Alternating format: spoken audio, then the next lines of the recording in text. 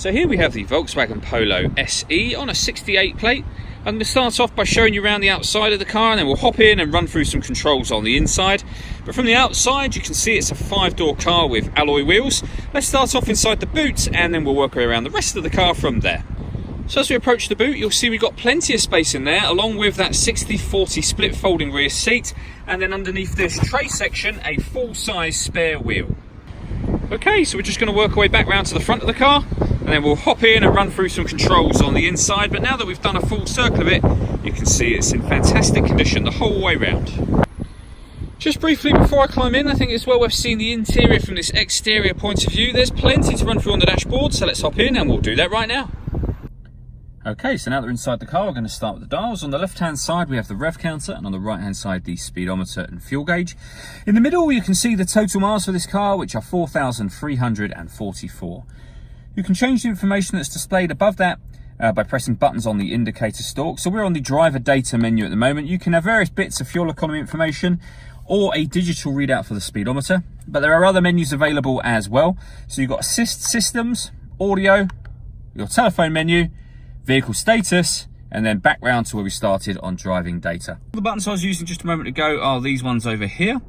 On the left hand side we have stereo controls, and on the indicator stalk, as well as it being the indicators of course, we have cruise control. So over in the center is where you will pair your phone amongst other things. So if you hit phone and then find mobile phone, it will start to look for your device, and then just follow instructions on screen from there once it's detected your phone. When it comes to music, firstly with regards to the radio, you have DAB, FM and AM radio all available. And if you're listening to your own music, hit the media button. And then down on that bottom left-hand corner, you'll see we've got a CD player, SD memory card slot, 2 USB inputs, and you can stream music wirelessly via Bluetooth audio as well. So plenty of ways to listen to your music in this car. Below that, we've got the air conditioning, so you can select the temperature, fan speed, direction of the air.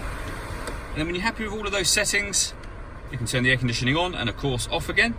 We've got a heated rear screen. That button will recirculate the air that's in the car. That's a great way of heating it up or cooling it down quickly, depending on the temperature you set on this dial here, of course. Underneath that section, we've got the 2 USB inputs I mentioned a moment ago, a 5-speed manual gearbox, and then this button here lastly. So this car's got stop and start, which means it's designed to cut out when it's stationary in traffic to save you fuel. Press that button to turn that system off. All that leaves me to say is thank you for taking the time to watch this video. If you'd like to come and see the car in person and have a test drive, please feel free to call any of our MJA sites. We'd love to hear from you soon.